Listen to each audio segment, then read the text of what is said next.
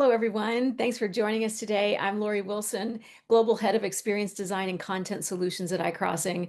So happy to have you here with us today. We've got an amazing session, two amazing speakers, and we're going to cover some super interesting topics that I think you'll really enjoy and are going to be truly relevant to where you are today as B2B CMO leaders.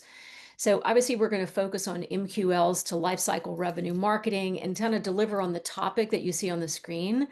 But more importantly, I think you're going to hear some really amazing insights from two critical experts. Matt Selheimer, VP of Research, VP and Research Director for B2B Marketing Executives at Forrester. Matt, thank you for being here. As you know, Matt probably works closely with CMOs across a multitude of industries and helping them evolve their role from demand generators to growth architects, hugely relevant for where we are today. And then also we have Richard Gatewood, my esteemed colleague at iCrossing, who is VP Head of Digital Solutions. He's going to, as Matt sort of paints that broader picture of vision and kind of what's happening out in the industry, Richard's going to sort of drive it home with rationalized case studies and sort of examples of how we see clients today operationalizing these visions and these strategies to truly deliver that revenue growth that so many clients are looking for today. So without any delay, let's get started. Matt, we want to start out with kind of some big picture, what we're seeing in B2B, this marketing shift that's happening from chasing leads to owning revenue and what that means to CMOs today. So what's driving that evolution and how should CMOs today rethink their remit in this new landscape? Well, thanks for that interesting question to tee things up here, Lori. I'd like to Sure. actually maybe even go a little bit bigger picture and talk Okay. about the broader macroeconomic and geopolitical backdrop that we're Right. all operating in right now. If you've been paying attention to the headlines, which I'm sure everyone listening to this webinar does, you see that we're operating in a period of tremendous volatility. And I'm sure that everyone has been grappling with that, trying to figure out where's the growth going to come from and how can I either do more with less or be able to get more efficiency out of the resources that I do have available.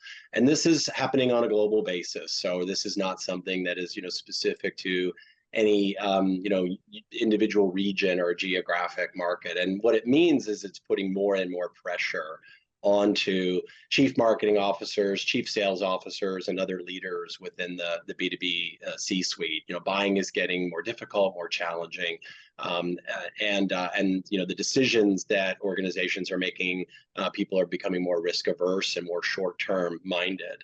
And we're seeing some of the impacts of this in some of the tenure and the representation of chief marketing officers. We recently published a study on the representation and tenure of CMOs in the Fortune 500.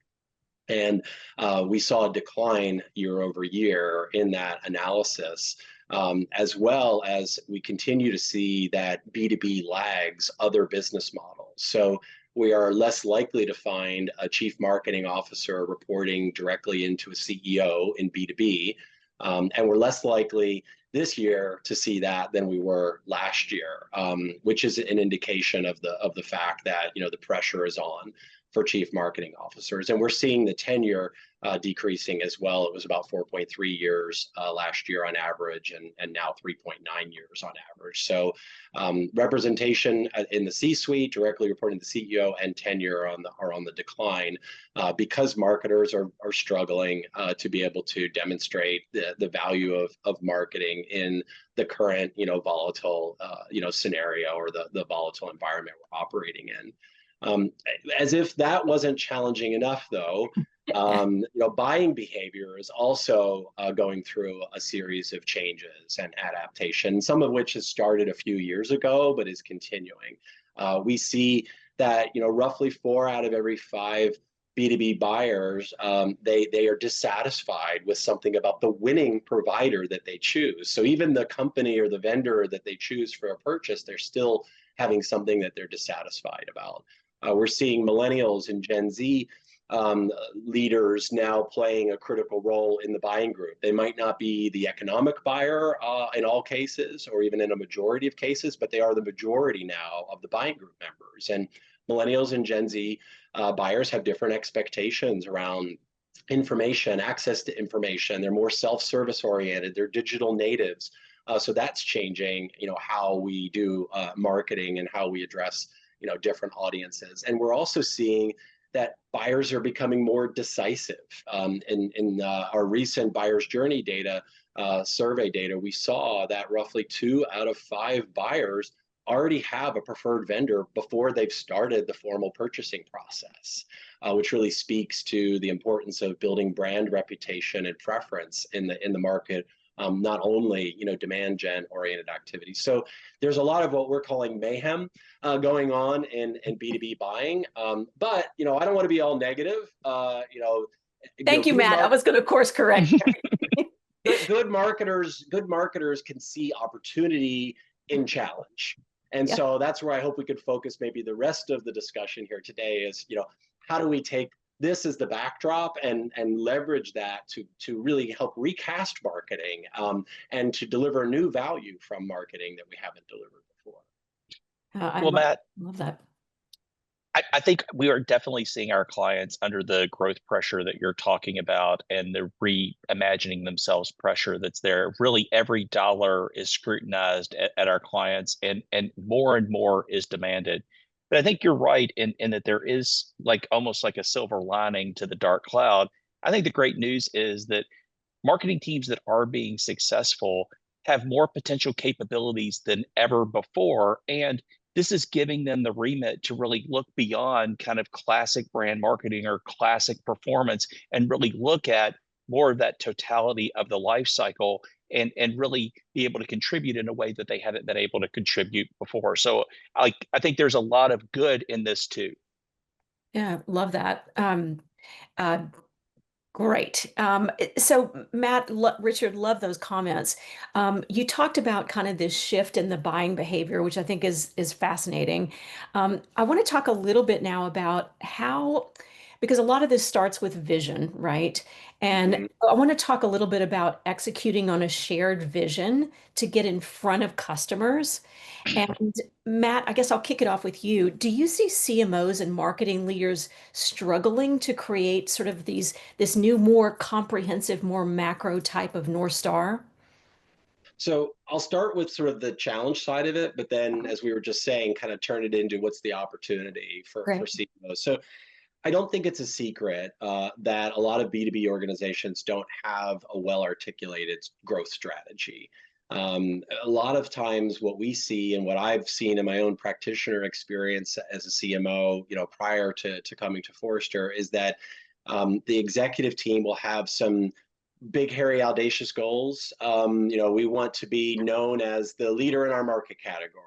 We want to double revenue in the next 3 years. We want to expand into Asia Pacific. We want to be, the 800-pound gorilla, in this particular market category. Those are exciting, sort of aspirational, goals, but that's not a strategy, right? A strategy really needs to be much more thoughtful than that. And so this, I think, is an opportunity for CMOs and marketing leaders to assert themselves more. In a lot of B2B organizations, there's sort of a dual track strategy process where the CEO sits down with the sales leader and they build out a sales plan and where's the revenue to come from. And then the CEO sits down with the product leader and talks about the product portfolio and where the product portfolio needs to go. And where's marketing in that conversation? In our view at Forrester, the growth engine is really sales, marketing, and product together. It's all 3 departments. And so what we are encouraging our marketing leader clients to do is to assert the critical role of marketing as in part of growth strategy. The brand is one of the ways in which marketers can do that. That can be a door opener to that, right? Because ultimately your growth strategy should be grounded in your vision, mission, and purpose as a company, which should be aligned to your brand promise. But marketing can bring so many insights to bear about what's going on in the market, buying behaviors, how do buyers want to buy, for example. So not just how do we want to sell, but how do buyers want to buy. And so as we look at growth strategy, we say growth strategy really needs to be marketing, sales, and product, developing that together with the CEO. It needs to be grounded in the brand promise of the company, and it needs to be focused on the customers and the customer segments and their needs and their preferences, not just about what we want. At Forrester, we have a saying, you need to balance customer obsession with revenue obsession. When you're too revenue obsessed, buyers can feel it. Book a meeting with me, type emails that they get over and over and over again. Where's the value in that, right? And so, putting more of a focus on customer obsession, our research shows drives better top line growth, drives better profitability, drives more engaged clients, and drives better employee engagement as well. So why wouldn't you want, those things in order to propel your organization forward? So that's how we see this as an opportunity.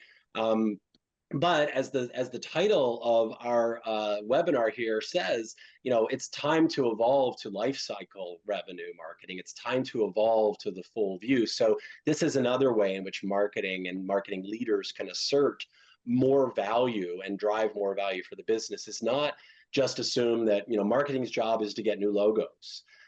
That's still the case in a lot of organizations, or maybe secondarily to drive expansion revenue. But you can't expand a customer that doesn't renew if you're in a recurring revenue model. So why shouldn't marketing be playing a role in retention and renewal activities as well? Don't just assume that's sales' job, that's customer success's job.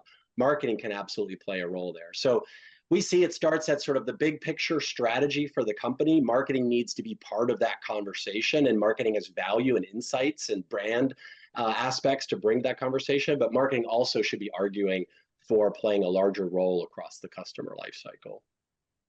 Yeah, I think those are great comments. I once heard a CMO that I admire quite a great deal said, it's important to show up as a business leader first and a Yes. marketing leader second.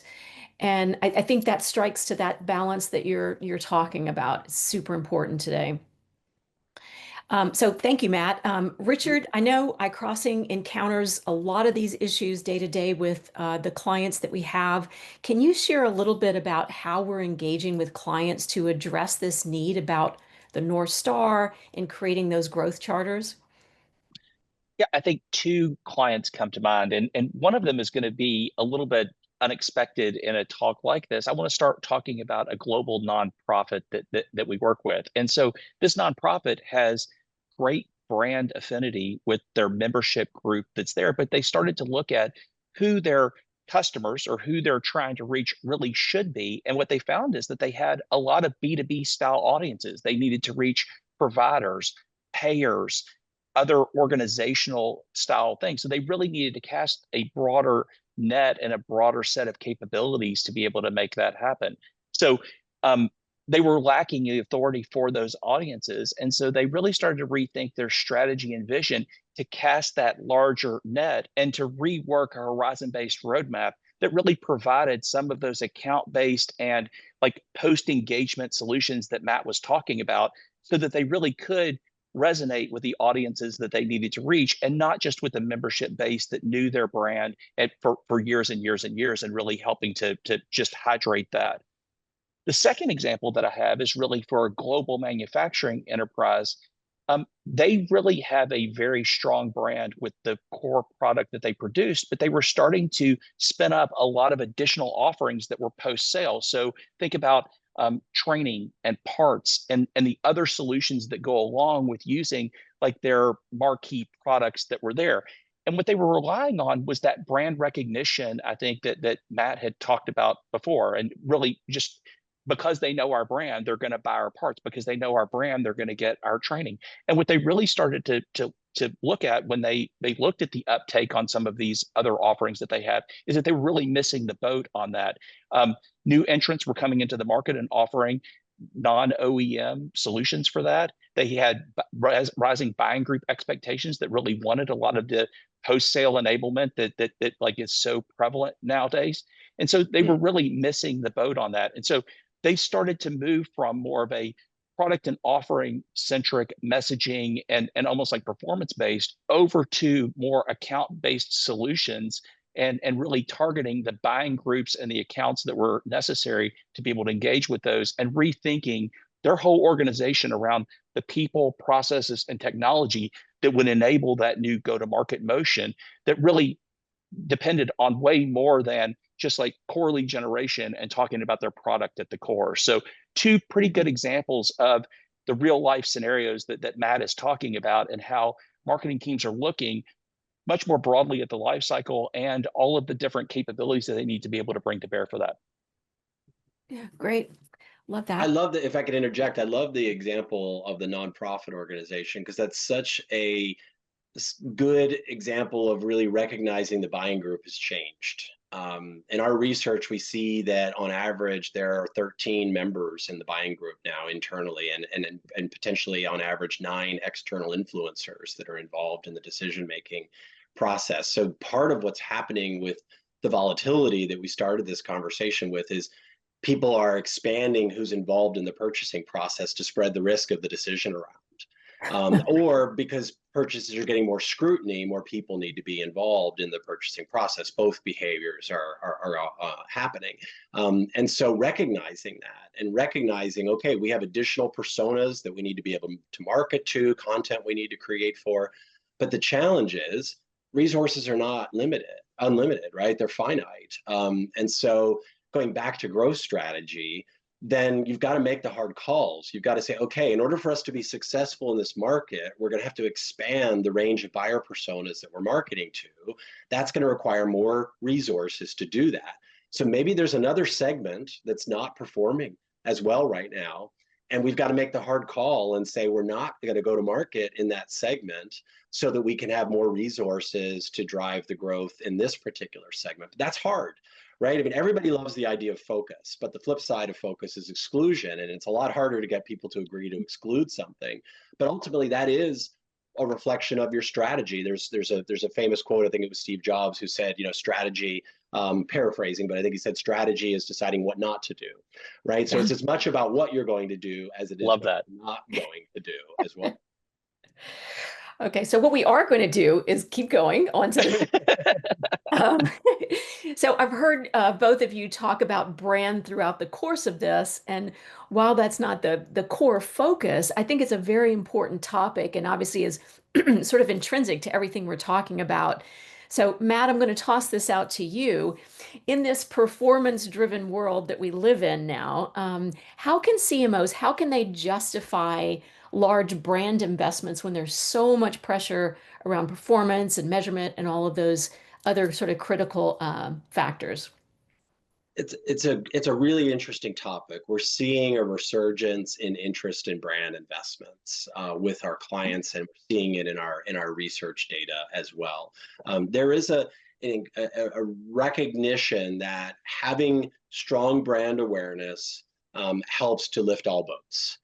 But where, exactly like you said, where organizations struggle is being able to communicate the value of that in a clear way. We've somewhat been our own worst enemies here as marketers, where we've developed these mathematical models and attribution models in order to be able to show how marketing activity correlates to revenue. But brand is one of those areas that's multi-dimensional, it's time lagged, it's a lot more complicated to be able to draw that sort of straight line between I put this investment in market and I see this result in terms of revenue. And so what we typically try to do with our clients is we try to get them to see that brand delivers value across a wide range of stakeholders. Like, for sure, brand is going to help you with improving visibility with buyers and showing customers that you're still viable and in market. But brand drives value for partners, right? If partners are key to your strategy, recruiting and maintaining partners, brand drives value for investors, right? Investors want to invest in companies that have well-established and good brands. Employees, right? Retention of employees and recruiting of employees, brand has impact on that. So there's a wide range of value that we see around brand. And often the conversation around brand investment is very limited to the buyer customer sales aspect of brand investment and not the bigger picture. The other thing that we see organizations struggling with is really making that long-term commitment to brand. And so sometimes here we use the analogy of investment in your retirement, right? So if all I was doing was investing for things that gave me short-term returns like CDs and money market accounts, it would take me a long time to save for my retirement. I'd be working a lot longer. And if I decided, you know what, I'm not going to put any money in my 401k this year, or I'm not going to put any money in my IRA this year, then I've not only lost the near-term benefit, but I've lost all the compounding benefit of that investment over the next 5, 10, plus, years. Brands work in a very, similar way. That it's that continued focus, that continued investment that really gives you the return. It's not like a faucet you could just turn it on and off, like, as a spigot. It really takes a commitment to long-term investment, but it also takes an effective measurement framework. And we've just recently overhauled our brand measurement framework for B2B here at Forrester. We've expanded it. So previously it was awareness, perception, and preference. We've added sentiment as well as loyalty and advocacy to the brand measurement framework. And we still find that a lot of organizations in marketing as well, but especially outside of marketing, still see brand as just sort of an awareness thing. Like, do people know who we are? And that's just one piece of brand, right? Do they know who we are? They know, we exist, but do they know what we do?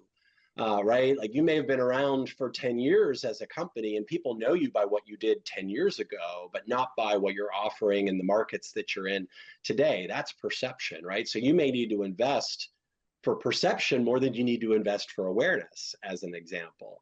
Or you may have negative sentiment in the marketplace. So you've got to really work on your brand strategy to improve sentiment and establish positive sentiment. So there's different metrics, there's different KPIs, and there's different aspects of brand measurement. It's not just simple unaided and aided awareness. There's a lot more to it. And that's how you can also more effectively, to your point earlier, position yourself as a business leader, right? You can get up in that QBR in that board meeting and say, hey, we've got good brand awareness, but we have poor brand perception. Buyers don't really know what we do, and we need to improve that. Or, hey, we had a bad product release 2 years ago, and we're still dealing with the negative sentiment of that. So I'm investing to showcase customer success stories as part of our brand efforts in order to be able to shift that sentiment towards a more positive sentiment. Now you're much more of a business leader, and you're having a more differentiated and nuanced conversation around brand than just, hey, I need more money to go do a brand campaign. Amazing. So you said that one of my favorite words, differentiation, and I'd Yes. like to just kind of pinpoint that just a little bit, because I know at iCrossing we see clients more and more coming to us with that sort of need. And I find that to be kind of an interesting trend. And I often wonder if it's not sort of in the age of AI, right? And things where people are sort of relying more on singular information sources and generated type of brand differentiation. I'm curious and would love to know what you and Forrester think about. How do brands sort of differentiate in the age of AI? Is it a new concern, and is it a new thing that we should all be watching? So one of my favorite quotes is from Coco Chanel. Oh, So, nice. so Coco Chanel said, in order to be indispensable, you must be different. And there's Ah, so much truth in that short little statement, right? And one of the challenges in B2B is, especially in hyper-competitive markets, it can be difficult to stand out. yeah. And with AI, it's easier now than ever to kind of get to a decent baseline position, right? I can go out and I can craft a value proposition. I can leverage AI in order to be able to help me, with that. I can create, a bunch of content that supports that. But the risk is that, we get this least common denominator type of brand message. One of the first things I did when ChatGPT became a thing several years ago was I was in cybersecurity at the time as a CMO, and I went to ChatGPT and I said, write me a value proposition for a cybersecurity company. And then, I took what, it spit out, and I was like, it's not bad. It's not perfect, but it's not bad. And I Right, posted it on LinkedIn. And I said, hey, everybody in my network that's in cybersecurity, if your right. value prop looks like this, you got to go do some work on differentiation, Right, because you're not going to stand out anymore, because anybody can create a value prop like this now, right? right. And so I really think that in the age of AI, your competitive advantage it goes back to what I was saying before about customer obsession. It's Right. how well do you know your audience, right? I mean, it sounds simple to say marketing 101, know your audience, right? But we get wrapped around our own internal business perspective. We breathe our own exhaust. We spend more time with our colleagues than we do with customers often, right? So in this current environment, the depth of your research and the frequency of your research into your audience, that directly will correlate to your ability to articulate a message that is aligned to buyer needs and positions how your portfolio can help address those needs. So I think in the age of AI, all those tools are great, but there's no substitute for research and for knowing your audience. And AI can be a job aid for that, for sure. Yeah. Um, great discussion on that. Thank you. Richard, now it's clear that brand strategies are getting more nuanced, more sort of broadening, right? We need to think about them in new, I think, modern ways. I'm curious and would love to hear kind of your take on how brand strategies can really get that balance back again, right? With demonstrating that bottom line value. And maybe you can share some iCrossing case studies, things like that about getting the brand strategy right and then delivering on that bottom line value.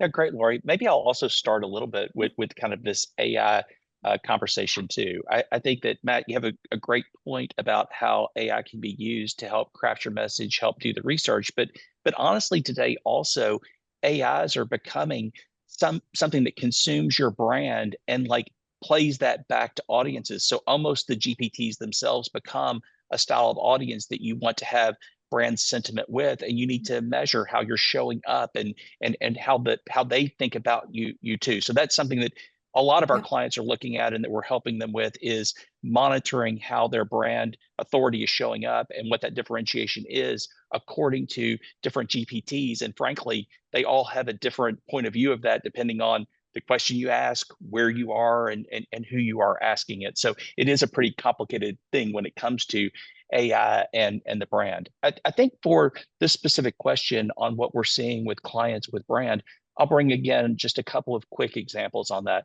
I think the first one is one of our clients who's a global manufacturer in the automotive industry. They manage multiple brands, so they have multiple product brands that are there. And during the post-pandemic, it's a little bit of a cautionary tale of what you spoke about.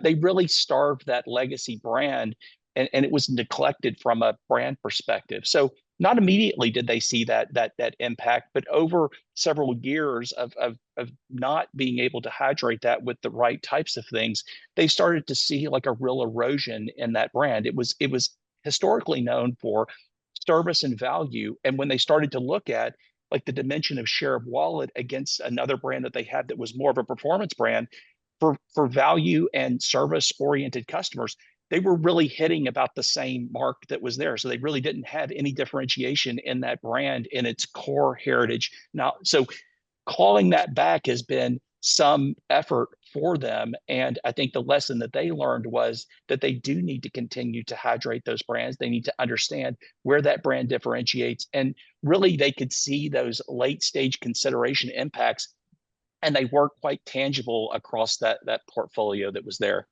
I think another kind of dimension of brand and how it's impacted is, and especially today, there are a lot of brands. So we have another client that's in the energy industry, and their demand is way outstripping their supply in today's market. And so they're in a spot where acquisition isn't really a problem for them in the short run. So there is a temptation again to kind of starve that brand and not give it what it needs to be able to make that happen. But they have a multi-year sales cycle. They sell on quality. They sell on brand reputation. That's part of that. And so they have to fight the urge not to hydrate that brand, but they are starting to think about hydrating the brand in kind of like a different way than just kind of like brand awareness out in the market. They're really building out like their customer portal pieces and those experiences that are post-sale that they go along with it, and the services and the supplies that go along with that, even though they're not trying to drive like new installments, they're really trying to make sure that their current customer base appreciates the high quality and the reliance that they have on that. So a couple of good examples of a cautionary tale and a way that another client is really addressing that kind of like, we don't need acquisition or growth right now, but we really need to make sure that we hold our position going forward. I want to just add to what you were saying, Richard. Something we have at Forrester that we've offered our clients as a model for a number of years, recently updated it last year, is our integrated campaign framework. And when, we talk to clients, when I talk to marketers, a lot of people use the phrase integrated campaigns, but they really mean integrated demand gen programs and tactics. What we mean when we say that is you're actually planning your brand reputation programs and your demand programs and your customer engagement programs, as well as your enablement programs for your marketers, sellers, and partners holistically as an integrated campaign. This is one of the ways in which you can actually overcome the sort of traditional brand versus demand debate, or justifying investment in brand versus justifying investment in demand. It's an integrated campaign. So we're investing this amount in the integrated campaign, and it has appropriate levels of brand and reputation programs, demand programs, customer engagement programs, and enablement programs. So if you're going into a new market, for example, you're not particularly well known, obviously, in a new market, right? So you got to dial up the brand and reputation investment, and you probably want to do that before you dial up the demand investment, right? Because it's going to be less efficient for you to really go full in with demand until you've established brand awareness and brand perception in that market. And then conversely, let's say it's a core business. We see examples like you shared, Richard, where companies will pull back on brand investment. And I can think of one example in my career as a practitioner where our corporate events team decided that we weren't going to go to a trade show in a major market because it didn't drive enough new logo pipeline for us. And they didn't tell sales. And customers started showing up at the conference. It doesn't end well, does it? No, it was horrible because they started showing up at the conference, not seeing the company there, and they were literally texting and emailing the sales reps and saying, "Hey, we've got a renewal coming up within the next 90 days. Are you not in this market any longer? Do you not care about the products that I've bought from you?" And it created a huge amount of angst within the organization and friction within the organization. But the people who made that decision thought they were making the right decision, right? They thought, okay, I've been asked to drive more demand, right? And this is what happens when you plan these things independently in silos. You create these kinds of unintended consequences. But when you take an integrated approach and you say, okay, for this audience, this is the mix of brand, demand, engagement, and enablement that we need, that's the right way to do it, because that makes sure that you're bringing a holistic approach together rather than silos of different programs. It's so funny that we have such a strong perspective on that when it comes to performance with media mix modeling, but we don't really think about it more broadly in this sense that you're talking about, Matt. Mm-hmm. Well, it seems to me that both of the things that you all are saying is really gets back to that sort of lifestyle, thinking about the whole customer life cycle, and how important that is in the planning and in the vision stage. Mm-hmm. So, very insightful. All right, so let's shift gears a little bit. We can not have a webinar without talking about MarTech and sort of the overload, the misalignment, all the amazing and wonderful and challenges that are happening in that space. So I know, so many people, so many of our clients, and Forrester, I'm sure yours as well, have invested so heavily in tools, but this sort of ROI and the return on value kind of is elusive at times. So would like to know, Matt, your advice for leaders feeling kind of overwhelmed in this MarTech complexity and what thoughts you have on that. So we track over 30 different MarTech categories, and the list is growing. In fact, just the other day, I got a note from a colleague saying, "Hey, we need to add these 2 additional solution, categories to our hierarchy." And others are consolidating too. But the fact of the matter is that there are literally dozens of MarTech categories. And when we look at our benchmark data, budget benchmark data, it's not like we see, most marketers are investing in just a few of those categories. It's a wide range, of those 30 plus categories. Most organizations have 15, 20 of those categories deployed. It's not like they only have 3 or 5.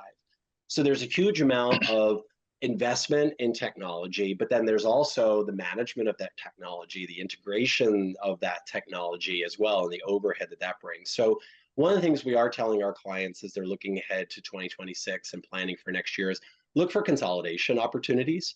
you've probably got some point solutions that some of your broader platform vendors have similar capabilities. You might be able to consolidate and reduce, some of your point solutions, for example.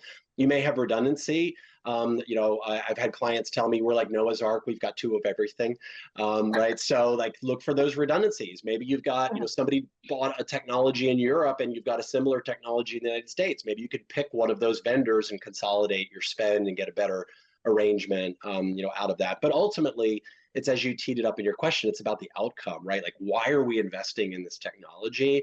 And if you can't clearly point to what business value that technology is really driving, then obviously that's a candidate for non-renewal. Well, Richard, I know this is a passion of yours, and you always have great things to say on this, but talk to us a little bit for our audience here today. What solutions are you and your teams at iCrossing leveraging for our clients to sort of attack this complexity and make it sort of manageable, if you will? Great question. So I'll again use a little bit of a client example to demonstrate how we think about this problem in a consultative way. So we have a global component manufacturer client. And really, technology investment and tools weren't really a problem. Like to Matt's point, they had like top tier technology. They had like a pretty strong investment pattern that was there. But really, their question was, are we really right sized for the needs of our organization? Are we providing our organization with the right needs with all of this spend? Is it all necessary? Is it all giving us efficiency or efficacy? And so what we do is we take a capabilities and enablement approach against kind of their complex business unit needs. So their business units had different needs kind of across the world and across the different types of products and components that they offered. And really, we took a look at what do you need to be able to do as an organization, a marketing organization, a sales organization, to be able to bring that to life. And what we found with taking that approach was that what they really needed to do is to drive brand and authoritative content to engineering leaders so that their components were integrated into parts like earlier in the cycle. And what they were making their investments more in was on the direct channel and almost like supply chain functions that were there. So they were underinvesting in capabilities that they needed to reach the right decision makers at the right time with the right information, and overinvesting on being able to facilitate a transactional sale through their direct channel with a really complicated product catalog. So really what we helped them do was to kind of reallocate those dollars that they had into a more efficient way. And it really illuminated the capabilities that they needed to support those online and offline sales enablement functions. And together, the marketing COE created better relevance for themselves and a more clear MarTech investment roadmap with really broad organizational support. So now the organization could see, here's what we're getting in terms of benefit out of all of this, and we can see this and sign up for those sales numbers that we're really looking for and to drive that growth. So really great story, and really it was less around how the technology worked or what the features were within the technology, but really what the capabilities that they needed and what they needed to enable as an organization. There's a reason why people process technology as a phrase still gets used, right? At the end of the day, even with AI, we still need to think about people, process, and technology. And one of the things we said to our clients in our budget planning guide for next year was, you really need to think about the things that are suited for AI versus the things that are suited for humans. A lot of marketing operations teams spend a lot of time doing list uploads, for example, data normalization, uploading, attendee lists, from events and conferences, running one-off reports. Right? AI is a great candidate for those use cases, and being able to free up operations resources in order to be able to manage your technology and your processes in a more effective way, deliver the business outcomes associated, with that. When we do budget benchmark exercises with our clients, we often see marketing operations is underinvested in from a personnel standpoint.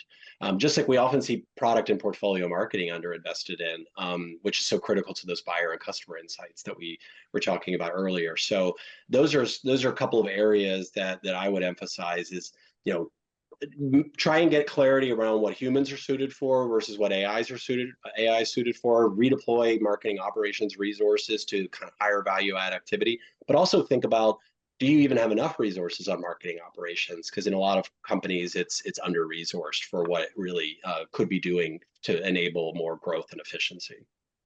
Yeah, I actually love that story that you told, Richard, that how I think it's just taking a more strategic and business-minded focus to technology that's going to sort of deliver the revenue. And I think it often doesn't happen that way. So I thought that was a great story.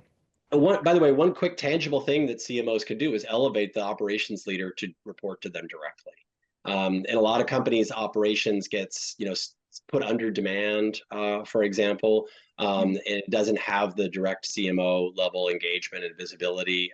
That's one strategic change that CMOs can make to elevate operations as well.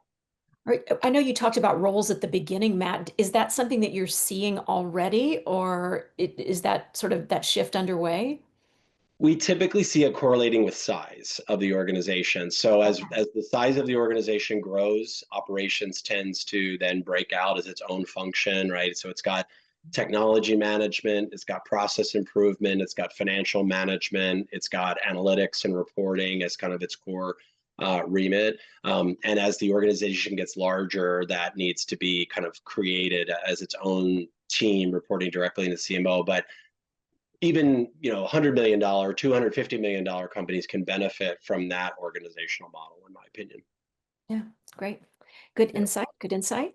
All right. So we talked a little bit about AI here and there. I want to talk a little bit more about that, Matt, for our audience today, because you just have to, right? It's on everybody's mind. So how do leaders sort of view leveraging AI capabilities? Like, where's the hesitancies? How is it impacting buying? Just talk to us a little bit about that. I know one can talk about this forever, but give us your top line thoughts on that.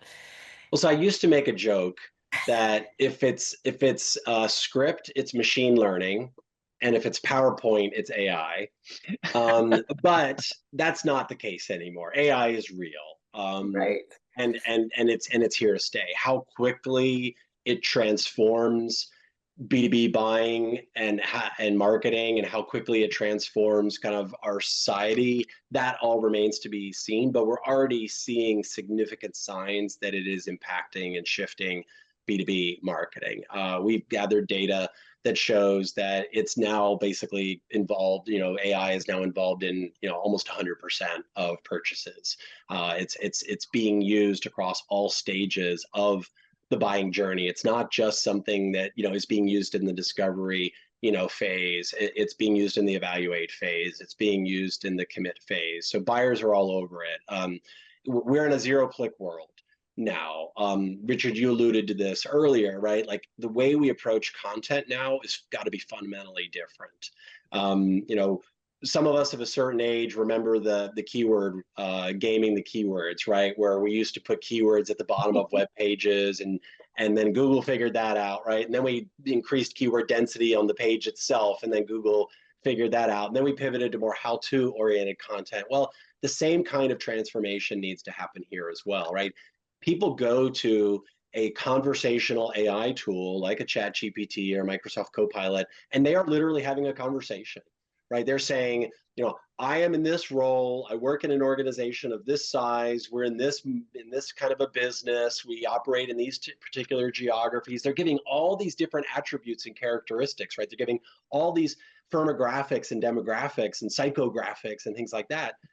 And so then the conversational AI tool is going to give a response based on what it's been able to ingest, right? And so if your content isn't aligned to those various different firmographics, demographics, psychographics, if it's not visible to these generative engines, then you're not going to be part of the response that they give to those buyers. And they may never even hit up your website because they've gone off to whatever, ChatGPT or Copilot or Gemini or whatever recommended to them as a short list, right? And so it fundamentally changes how we drive visibility with buyers in the market and how we engage with buyers in the market. But there is still no substitute for good human interaction as well. Our buyer's journey data does still say people want human interactions. They want to talk to product experts, for example. They want to know, like, okay, I read your materials. Does the product really do what you say that it will do? They want to talk to peers, right? So they may go to industry conferences or meetups in order to be able to talk to peers, like, hey, who's using this product or service? What has your experience been like, right?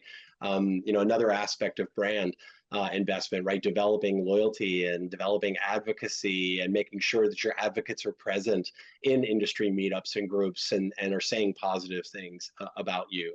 But to bring it back to AI, one of the things that we are seeing is there is a lot of attention and focus on generative AI, and particularly around content development, and that's great.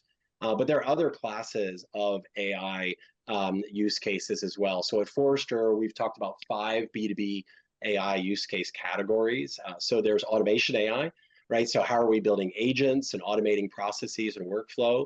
There's perceptive AI. How am I taking my data that I have and developing insights off of that data? Hugely important around buyers and customers to do perceptive AI. Predictive AI, forecasting, right? How are we looking at being able to hit our goals and our targets, for example? Where are we having more success and less success from an engagement standpoint? Can we pivot resources to drive more success, for example?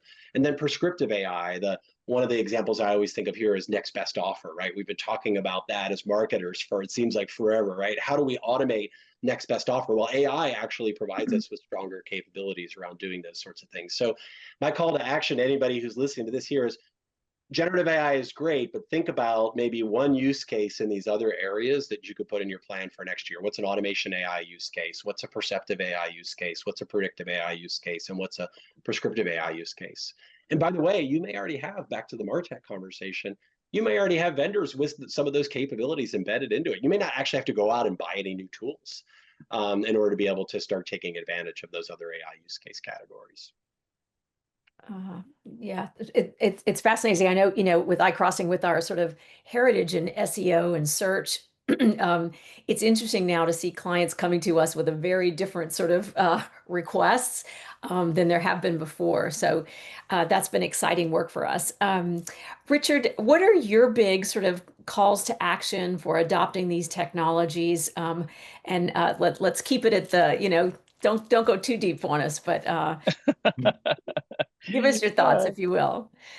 Well, I think first off, that was spot on, that you have to get focused. And I think it isn't all just about the robots that are going to run the world. I think it's really about integrating in and finding a place where it brings value. So for one of our clients that's a national financial services company, they have a lot of auction data for vehicles that are coming off of lease, and it's critically important that the information about those vehicles is accurate, so the dealerships who are going to pick them up in the auctions have clear information, and that they don't end up in some type of arbitration or late stage sales friction about what's in there. And so when we did a road mapping exercise on their AI roadmap, they had this similar mandate from their CIO and said, we want to integrate AI somewhere and do something with AI. A lot of times people are looking for a solution for kind of like a problem that isn't there. So really what we did was we did push into this perceptive AI, and there's a lot of imagery that gets uploaded with these auction vehicles. So we're able to use that imagery to actually pre-populate and fill out a lot of the information that goes on with the vehicle listing. And that's something that helps them scale out the quick onboarding of the different vehicles that are there. And it really improved overall that accuracy and reduced a really large bottom line item with the arbitration costs that went along with it. So really great example of how receptive AI was really integrated in, and they focused on that instead of like the robot that was going to redo the whole auction platform from like ground up. I think the other thing that I would say is when we are working with clients, even in generative content situations that are there, it really is thinking about how you use agentic and generative AI and LLM models to really remodel the actual process that you would use to create content before. So it's not just about prompting or prompt engineering or having like this assistant that helps you write something. It's really rethinking the content process. So for another global hospitality client that they have, hyper localized content is really challenging at scale. They really want to talk about the events, the sites, the things that are in like local market or even in hyper local market that are there. But having individual writers write all of that is quite challenging. And it's really not a prompting or generation problem. It's really that they need the right research. They need to have the right content briefs. They really need to have like the right writing and the different form factors that go into the ways that they're going to get the content into market. And so that's where you start to take like a process that you have and remodel that with agentic support and human overwatch. So we haven't taken the humans out of that. We've really elevated them up from those high volume, low value tasks that they were encumbered with before, and really get them back up with the conceptual idea, the orchestration, the service quality, where they're really adding a lot of value to that process.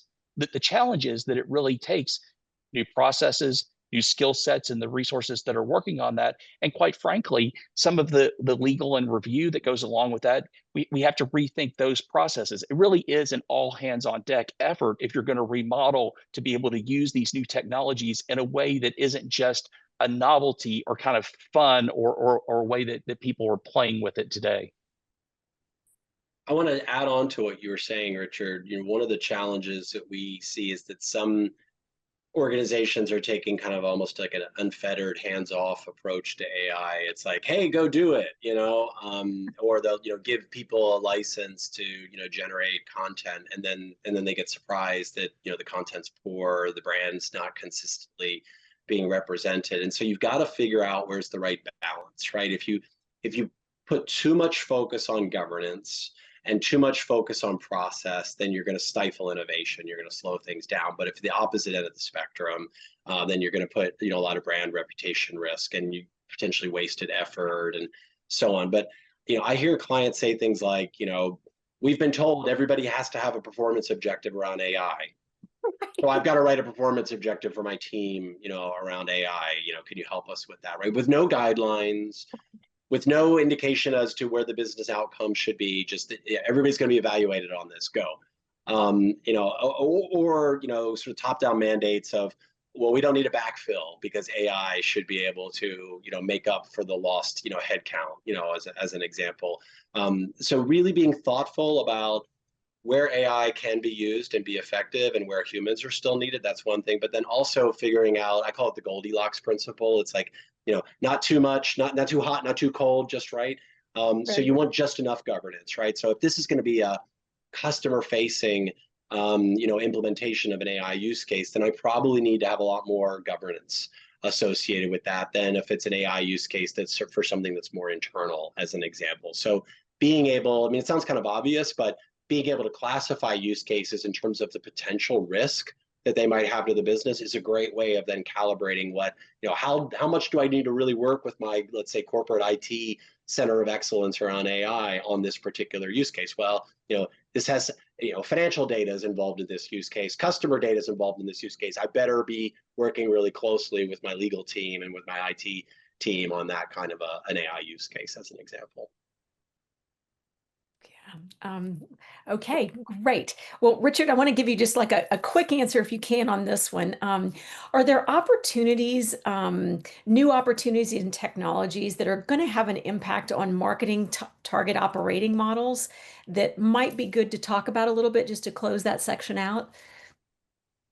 Well, I think that I'm no different than a lot of people in the industry now, that the agentic capabilities that are coming in are going to have a big impact on the way that we even staff and kind of like the resource mix. So I think that in the example that I talked about with our intelligent content and how we're generating content with agents working kind of in tandem and being orchestrated, I think that our target operating models are going to have to move more to people who are content architects that really know about like what good research looks like, and what good quality control over the writing, and how to make sure that the writing is well suited for LLM model ingestion and for indexing in search engines and for distribution in kind of a myriad of ways, as opposed to before we had very specialty skills around, I'm a copywriter, I'm a creative, I have these types of skills that are there. So I think in terms of operating model, these agentic capabilities are going to come in and they're going to become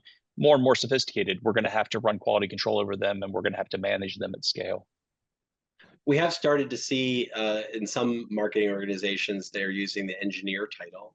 Mm-hmm. Like product marketing engineer, for example, or demand engineer. I can understand the appeal of that. And marketers, we always love to create new words and titles and things like that too, right? But I think the important thing is to tie it back to what's the outcome, right? Like, we're not trying to engineer demand, we're trying to engage audiences, right? So I would love to see more like audience engineer as a title, for example, if you're going to go down that path. That to me would signify the right focus and attention rather than demand engineer, which is kind of a little bit more inside out perspective. Okay, write that one down, audience. That was good. Audience engineer. Okay, I want to be respectful of everyone's time and sort of bring us a little bit to a close on the discussion. I'd love to hear closing thoughts from both of you, and I'll start with you, Matt. But what's one mindset shift that you believe every B2B marketing leader needs to embrace right now? Well, you can look at all this volatility, you can look at all this change, and you can kind of retrench from it. If you do that, we think that'll just sap the momentum of your marketing organization. If you do that, instead, embrace it, right? We've got more empowered audiences than ever.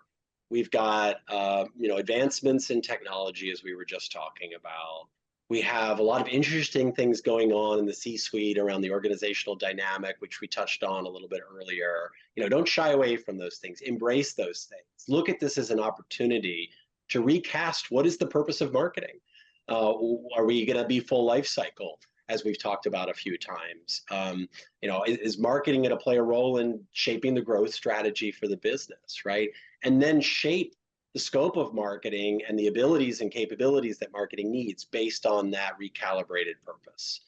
So I think the savvy marketers will recognize that change brings opportunity, and really embrace that mindset. And that would sort of be my call to action: is use this disruption as a way to recalibrate what marketing means for your organization. Excellent. All right, Richard, give us sort of your closing thought. What's the one action you'd recommend that everyone take away starting tomorrow to drive measurable growth? I think it's okay if everything isn't figured out. I think that doesn't keep us from going forward as marketers and as people who are building out the future.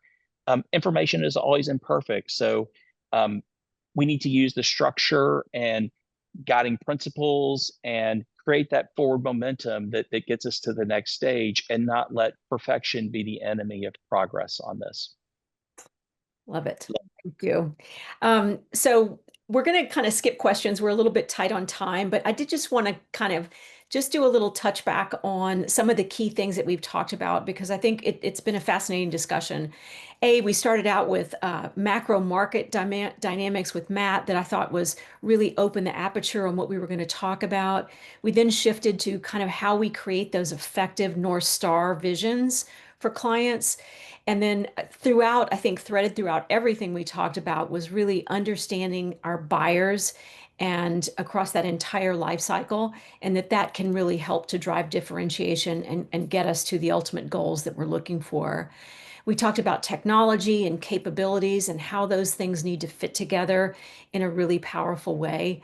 And then I think looking across Gen AI and all forms of AI across that entire buying process, and making sure that we're doing that in a smart, intelligent way that sort of balances human and technology together in our brand new zero-click world that is before us. So we're going to wrap it up now. I don't know, Matt, really quick, Richard, if there's one kind of quick kind of byline you want to say before I kind of cut to our close here. It's an exciting time to be in marketing. It really is, right? I mean, with change brings opportunity. So just keep that as a focus. Love it. Richard? My thing is always don't get overwhelmed. Like every journey starts with one step at a time. So Matt, a closing question for you, or one that we're getting from our audience here.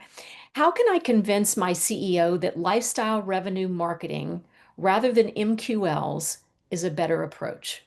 Yeah, that's a great question. So if you're in a recurring revenue business, then lifecycle revenue marketing, we would say is a foundational need. The challenge that you have in a model where marketing isn't playing a role across the full life cycle is that you're leaning on your sales organization, your customer success function to really make sure that clients stay with you. And of course, sales and customer success should play a role in that. But there are things that marketing can do at scale. There are launches, new releases, for example, that need communications to customers, not just to buyers, right? And if all your lens of marketing is tuned towards new logo acquisition, then you're potentially really putting your business at risk. So to the conversation we had earlier about be a business leader first, that's how I would approach it, is going and having a conversation with my CEO about, hey, there's a risk here, that sales and customer success are not able to achieve the renewal rates that we're looking for. And if you're already seeing churn rates increasing because of volatility in the market, then that might be the window of opportunity to go have that conversation, right? To say, hey, to your CEO, the churn rates are on their way up. Marketing can help, right? And let's revisit that conversation, because at the end of the day, if you're not renewing, and our benchmark data shows that B2B companies on average are only renewing about 75 to 80% of their accounts on an annual basis. Is that a decrease or an increase from what you've seen before? It's not necessarily a decrease or an increase. It's sort of generally holding about the same, but it's insufficient. Because what it means for most companies is they're having to spend a significant amount of their marketing and sales effort to replace lost customers. And we all know it's more expensive, right, to replace a customer with a new logo than it is to renew that customer. Not to mention, to expand an existing customer, right, is also less expensive than it is to acquire a new logo. So we did some math about a year and a half ago in one of our research reports called "Are You Terrified of Retention? Perhaps You Should Be." And in that research report, we showed mathematically how basically over time, if you're only renewing at about that 75% rate, you will not have any resources left in order to be able to grow, because you'll be spending all of your resources to replace lost customers. And so, you might think things are okay now, but eventually you're heading for a world of hurt where all of your marketing resources are going to be consumed by just trying to replace existing customers. So I would really start with a risk-based conversation with the CEO. And if churn is a problem in your organization, that's the way to get in the door to start that conversation. Great. I love that. Well, you may have just answered this question, but I'm going to throw another one at you that's coming Okay. from the audience here. How can I level up as a CMO, and how can I level up my team? How can I level up as a CMO? We've been recently doing research around the chief marketing officer and chief product officer relationship. And one of the things that's come up consistently in the research interviews we've done for that is when the CMO doesn't really have strong domain knowledge in the markets, that puts them at a disadvantage in the C-suite. For many years, if you came up the brand path, for example, the brand and comms path, for example, or maybe even if you come up the demand gen path to CMO, you didn't necessarily hone the same market insight and buyer insight as if you came up the product marketing and portfolio marketing path of the organization.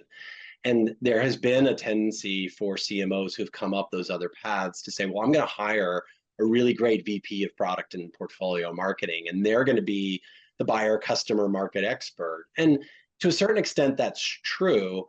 But that head of portfolio and product marketing is not going to be in the C-suite meetings. They're not going to be in the executive strategy offsite. They're not going to be in the QBRs and the board meetings that you will be as a CMO, or that you are hopefully in as a CMO. So your lack of depth of knowledge of the markets can act as a detriment, right? Where the audience, the CEO, the board are going to be deferring to the head of sales who might have insights, and the head of product who have insights, and you as the head of marketing are kind of sitting there and not actively participating in the conversation. So one of the ways that I would say to really level up is go immerse yourself in your audience. Like if there are big trade shows, for example, that go on in your industries that you're in and markets that you're in, like go attend them. Hobnob with your audience, see what conversations are happening in the elevator and at the bar, go to sessions and listen to the questions people are asking those sessions. Of course, with AI now, we can do a lot more insights gathering online too, but there's still no substitute for actually rubbing shoulders with your target audiences. So that's one of the ways that CMOs can really level up. And then to up level their teams, I think it's about really helping marketers become business leaders. It's helping them speak the language of business, being able to talk in terms of KPIs and metrics and financial terms, ROI, metrics like the LTV to CAC ratio, for example, and really just helping the marketing leadership team move beyond their area of specialization to being, more capable as business leaders and speaking in the language of business. Love that. Is there anything you think that we haven't covered today that might be relevant for our audience? I guess we haven't really talked so much about sales. And I think it's important to note that sales is going through some challenges right now too, right? Okay. Sales is dealing with the same dynamic around more empowered buyers, right? Buyers who want to engage with sales much later in their process, if at all.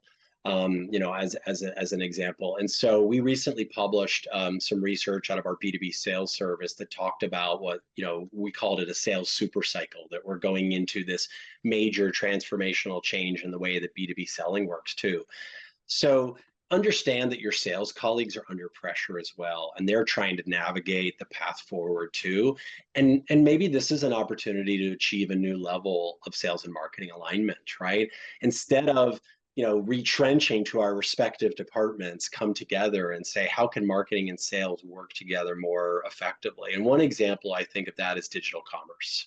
We still don't see the adoption rate of digital commerce on the provider side that we think is necessary to meet the needs of buyers. And so that goes back to what I said before about co-creating strategy. If buyers want to buy digitally, or they want to get started with a trial and a digital version of the product, lean into that. I know salespeople are resistant. They're worried about their ability to hit quotas, but lean into that. Lean into how buyers want to buy. Don't force them to buy the way that you want them to buy. That creates friction. That's more revenue obsessed behavior than it is customer obsessed behavior, to the point that I made earlier. So, accepting that reality, facing that reality and saying, look, buyers want to buy digitally.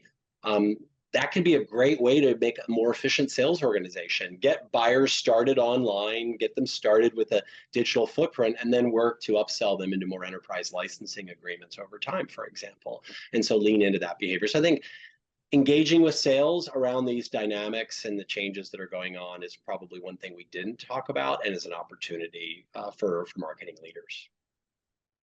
So thank you all for joining us today. I hope you enjoyed the discussion. I hope you got a lot of value and some tangible takeaways that you can use to sort of change the way you show up tomorrow in your organizations. So if you'd like to learn more, talk to either Matt or myself or Richard more, please feel free to reach out to us. You can reach us at iCrossing, either on our website or at hello@icrossing.com. You can reach out to Forrester directly. All of us would love to continue the conversation. Thank you again, and good luck out there. Thanks.